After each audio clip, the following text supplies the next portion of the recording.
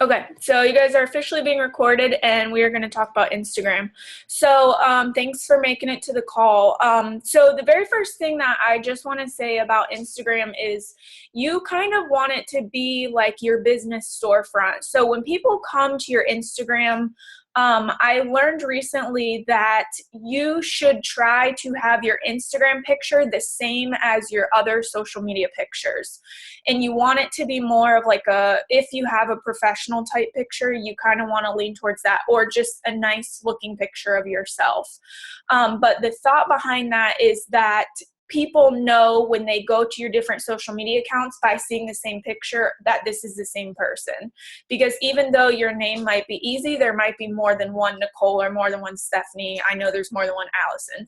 So when they see you from your Facebook and they go over to your Instagram and they say, oh, hey, yep, I know that's her because I saw that picture on her Pinterest, or I saw that picture on her YouTube, wherever they found you from. So it's really important to keep your storefront looking professional and clean. Now, there are ways to kind of like I guess, soup up, if you want to call it, your, oh, baby Luke, um, like your Instagram feed. And we're not going to get into that today, but you can put like fun fonts and stuff like that. We can do that in another training. But basically, you just want it to be as simple as possible. So when someone comes to your Instagram and they see your professional looking picture, and if you have a website, you want to put not your Beachbody salesy website, but if you have like a personal website or a personal blog, you want to attach that. So this is my front of my Instagram. It's very simple. It just has my picture and literally my website. That's it. So you just want to keep it super simple. And also the other thing that I learned is that you kind of want to keep it more towards business. So yes, you still want to post some things about your family because you're a real person, but you really should have one social media account that is dedicated just for your business. Obviously still sharing a little bit of your struggles and your journey and stuff like that, but you are attracting on your Instagram the type of people that you want to attract. So if you've ever heard the term like attracts like, this is what that means. You're going to start to attract a following who is like you. If you're a mom, if you're a nurse, if you are a teacher, no matter what you are, you're going to start to draw in these same people. If you like bodybuilding, if you like building muscle, like attracts like. So you want to make sure that whatever you're posting on your Instagram, someone can find you from a hashtag. They come to your Instagram, they know what you're about. So that's really important. You want to be attracting the following that you are looking for. The other thing that's really important is that you want to make sure you're adding value to people's lives, because if they come to your Instagram and they start scrolling and they just see like a bunch of pictures of you with your family or whatever, that might not be valuable for them. But if they see like, wow, this girl, like she works out, she eats really clean, oh, she shares recipes and stuff, oh, she's really motivational, or hey, she's really cool, whatever, you're adding value to their life, they're more likely to follow you. But if you're just posting a ton of garbage, then 9 times out of 10, they're not going to follow you. So that's really all I have to say about the Instagram storefront, business type looking page. You want to make sure you implement those things. Now, recently, I tried this tool right here on my computer screen, and it's called Instagress, INSTAGRESS.com. And I learned about it a while ago, but I just was really hesitant to start because I was like, so sick. I don't want to hashtag everything. It takes too much time. And then someone told me about this, and I was like, you know what? I might as well just try it, because at some point you need to start expanding your network outside of Facebook, outside of YouTube, outside of your primary source, because you need to start attracting new people. So this Instagress is really cool because it allows you to, hey, Stephanie, it allows you to pay. So basically you can pay for like just a little pricing guide they have here. I think it's $9.99 for a 30-day trial, and then it's not too much more expensive for like a 3-month trial. And so I decided to do the 1-month trial just to see what it was like. And basically what it does for you is you can put in, I'm going to go into my settings and show you, but you can put in your account, your Instagram account information. And what this tool does for you is it goes to other people's photos based on the hashtags that you choose, and it likes their photos and it will comment on their photos for you. So you can imagine that this is really time saving for you. So you don't have to go searching for these people, like, comment, although I still do that. This kind of helps because then these people are like, oh, hey, who's Allison Kale? They go back to your Instagram, they see that you're providing value to them, you have a storefront looking Instagram, and everything is nice and clean looking, they're going to follow you. And so bam, you've just gained a follower. So I would say that in the last, I don't know, 10 or 12 days, I've probably gained about 100 followers. And, I would say probably 40% of them are good quality leads that I actually ended up reaching out to and sending a direct message to, which I will show you how to send a direct message at the end of this call.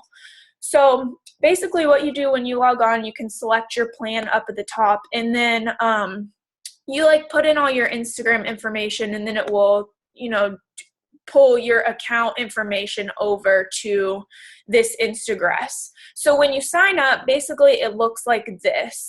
This is what it's going to look like. It tells you right here in the middle how many likes it's liked on photos. 5,119 photos this thing has liked for me in the last 10 days. That is way more than I would have ever done by myself. It's commented on 1,170 photos. So that's 1,170 people who got exposure to me because of this tool. That's amazing to me. Now you can allow it to follow people for you, but I didn't do that just because when you go to someone's Instagram, if you see that they're following 4,000 people and they have a following of, 1,000 people, that's not really credible. But when you go to someone's page and you see, wow, they have 4,000 people following them and they're only following 100, they're pretty legit.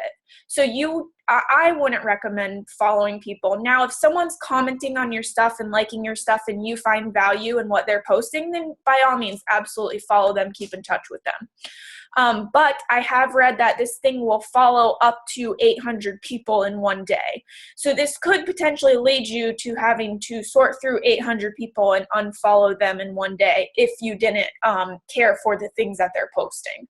So that's, just a personal thing. So you can follow people or not, that's up to you.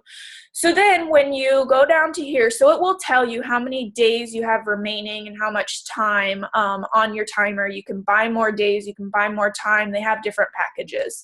So basically when you set it up, when you go down here, it will tell you, there's all of these different things, and I'm not going to read over them, but when you scroll over the question mark, it'll just tell you different stuff, what this stuff means. I didn't really understand much of this, and it was my first time using it, so I just wanted to keep it super simple. So I just left all of this stuff as it was.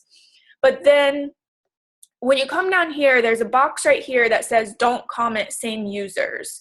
So what that means is they could comment on someone's photo and then they wouldn't comment again on any of that person's other stuff. I didn't check mark that box because maybe, it takes people a few exposures to you to, trust you or to think you're credible. So, hey, if this thing comments twice on someone's, two separate pictures, well, then that's a double exposure to that person for my feed. So now the comments. So you can choose the comments that you want it to post. So I'm sure at one point or another, you've gotten a comment on your picture and it just said nice or thumbs up or awesome. And you're like, who in the heck is this person? I can guarantee you they're using this program because you can have those generic comments that just say nice, keep up the good work, stuff like that. Or you can choose to put in your own comments. This is honestly a personal preference. I chose to put in my own comments, and some of them are generic. Love this. Keep up the good work. Some other comments that I put were, you rock. I would love to connect with you. Check out my website. Now, keep in mind, this is not my Beachbody website. This is not where I send people to purchase things from me. This is a separate website that I had made, AllisonKale.com. So that's just something completely separate. But I put in about 12 comments. So it kind of just rotates and flips through the comments. And I've had I would say 10 or 15 people direct message me on Instagram asking me about this coaching opportunity. What is this fitness thing I do? So I would say it works pretty well once you figure out how to set this stuff up. So now here is the real golden ticket for you. When you scroll down here, you can choose what hashtags you want this thing to follow. Now, I think you can choose up to 1,000 tags, and this is where you will get your media from. And basically, they recommend you use at least 10, and some of these tags like are already going to be on here. So, like these top ones up here were already on here, and I'm not going to tell you, what tags you need to use because that's really a personal thing. So, you really though need to think outside of the box. So, if you're trying to target a stay-at-home mom, a work-at-home mom, well, then you need to target things like stay-at-home mom, I don't know, Pampers, kids' toys, like think outside of the box. If you're targeting a bride, maybe you're targeting a flower shop. If you're targeting people who work out at the gym, maybe you're targeting muscles. But don't target like very specific things such as exercise, fitness, nutrition. Now, here's the other pointer that I have for you guys. Let's say you were like, I'm really curious as to, one of the hashtags that I use is girls that lift. And you're like, I'm really curious to see what this hashtag provides. You can go to your Instagram and click on the little search button down at the bottom, and you can search a hashtag. So let's just do, what did I say, girls that lift? Okay, so now when you pull up this hashtag, it's going to tell you up in the right-hand corner, I know it's kind of blurry, but it's going to tell you how many posts this hashtag has. This specific hashtag has over 1 million postings.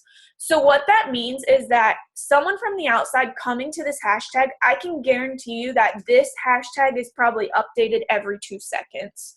So when you hashtag something like that and there's 1 million tags on here, guess what? Yours is going straight to the bottom because it's just continuously being updated every 2 seconds. I just keep pulling it down and it just keeps updating new stuff.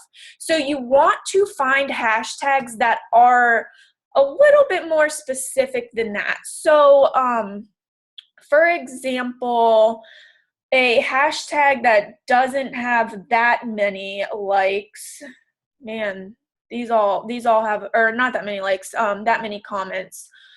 Girl Boss only has 400,000. That's nearly more than half of what the other one has. So what that means for you is that your picture, your information is going to stay on this hashtag for a longer period of time because there aren't that many people that are hashtagging it, 400,000 opposed to 1 million.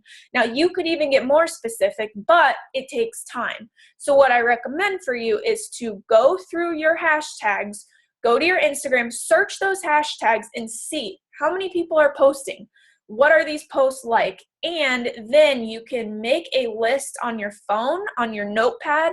You can copy and paste. So you put your hashtag, put the word, and then every day that you post to Instagram, you just copy those hashtags, copy and paste right there onto your picture.